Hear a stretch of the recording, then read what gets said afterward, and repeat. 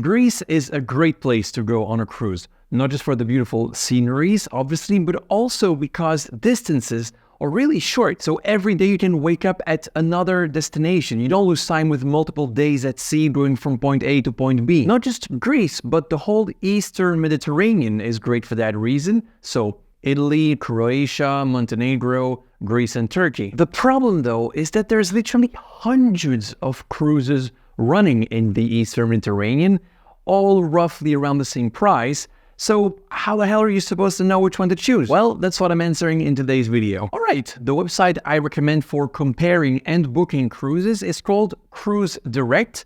I'll leave my affiliate link down below in case you want to support my channel. So the first thing you're going to do is select Eastern Mediterranean here, and then the month you plan on coming. Press search, and now here's the secret. Scroll down and you see these different ship names here. Well, I'm going to tell you which one to select. There are 4 that I recommend, but before I tell you which ones, there's kind of a big decision you have to make from the start, and that's, do you want to do Greece and Italy or Greece and Turkey? Because you can't do all 3 at once. And in order to help you decide, I made a quick summary for both. Italy, well, it's obviously a gorgeous country. Rome and Venice, which are usually the 2 cities that cruise ships bring you to, are obviously incredible places. You already knew this before watching this video, but something you might not have thought of why combining Greece and Italy is a great idea is that on the way between those 2 countries, the cruise ship is going to make 1 or several stops in this area, also known as Croatia and Montenegro. Dubrovnik, of course, is super famous since the whole Game of Thrones saga, gorgeous town, but there's this other place called Kotor, which to me is the most underrated city in Europe. It's located at the end of a long fjord, so the scenery is completely insane, and the old town is so beautiful. So, this was for Italy. Now let's see what are the arguments for you to pick Turkey instead. Well, first of all, Istanbul. Phenomenal place, super historical, the food is fantastic, and everything is so cheap, much cheaper than Italy as a matter of fact. And then the other place many cruise ships stop at in Turkey is Kuşadası, which is half an hour away from the ancient Greek city of Ephesus. Because, yeah, in case you didn't know, modern day Turkey used to be Greece during ancient times,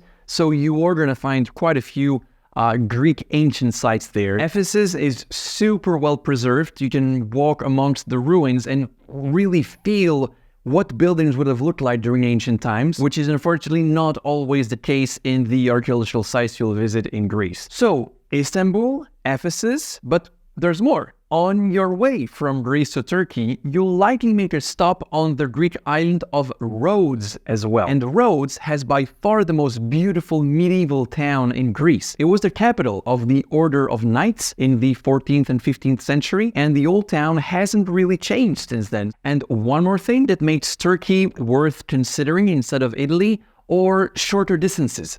Turkey is way closer to Greece than Italy, and that means you usually don't have any days at sea when you book a Greece plus Turkey trip, while Greece and Italy, you'll often have at least 1 day at sea, maybe even 2. So, as a summary, Italy is great because you get to see epic places like Rome, Venice, and the very underrated Kotor, and Turkey is awesome for Istanbul, the ancient city of Ephesus, and the island of Rhodes, plus no days at sea, and Turkey is much cheaper than Italy. Oh, and in case you're wondering, no, you do not need a visa for Turkey if you're part of a cruise. So yeah, by now I guess you start knowing which option you like best, Italy or Turkey. And so all of this being said, which cruises do I recommend? Well, if you want to go to Greece and Italy, the best by far, in my opinion, is the Norwegian Pearl. It's a one-way cruise between Athens and Trieste in northern Italy. On the way, you'll stop at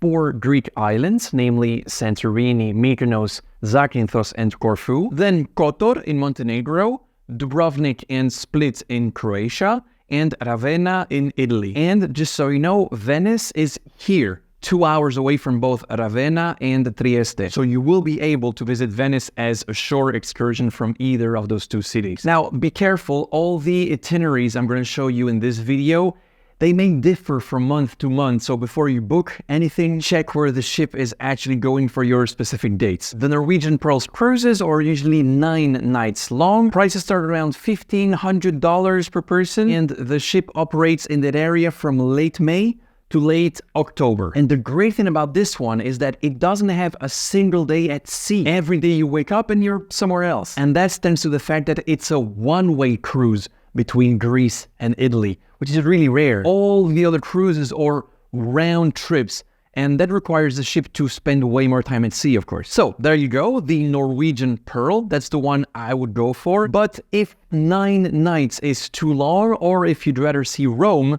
instead of Venice, then I would book a cruise on the Odyssey of the Seas, which is a Royal Caribbean ship. This one is a round trip from Rome, and it stops in Santorini, Mykonos, Ephesus in Turkey, and then Naples on the way back, which is of course famous for the Pompeii site nearby. Prices start around $1,000 a person, and it operates from early May to early November. Now, if you want your cruise to go to Turkey instead of Italy, then I would go for the Norwegian Getaway. That's a 7 nights round trip from Athens, and you'll get to see Mykonos, Santorini, Heraklion in Crete, Rhodes, Ephesus, and Istanbul. This itinerary is what I call perfection.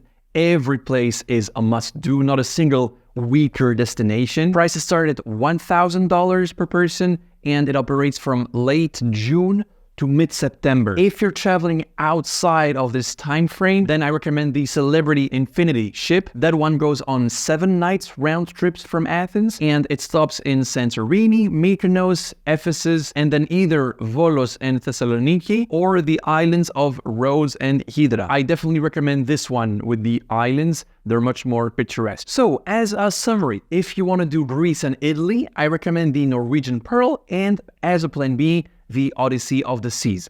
If you want to do Greece and Turkey, it's the Norwegian Getaway, or plan B, Celebrity Infinity. So now that you know this, let's go back to the website. My affiliate link is down below. As we already saw, we're choosing Eastern Mediterranean here, and your month, press search. Now scroll down to the list of ships, and let's say we're interested in the Norwegian Getaway, so we're going to select it. The list automatically refreshes. Now we can fine-tune the date range over here if needed, and then you can scroll through the results in order to find the date and price that suit you best. Make sure to check the exact itinerary of that cruise, and once you've found the cruise you want to book, press select, fill in your data, and then you're going to click on select my room type. There's usually 4 types of rooms: interior with no window at all, ocean view, meaning with a window, balcony, and then suite. Now, there's a substantial price difference between these rooms, so which one do I recommend? Well, that depends on 2 things. Whether or not your cruise will have days at sea, and whether or not you plan on hopping off the ship at every single destination. Because if you're always off the ship during the day, what's the point of having a balcony or even a window? The sea is pitch dark at night, nothing to see. But if you plan on spending a day or 2 on the ship, then it would probably be nicer to have a balcony. Alright, I'm working on these 2 videos. Everything you need to know about Athens and about Mykonos when going there on a cruise. And there you go, that's it for today. Hope you liked it. See you in the next one. Bye.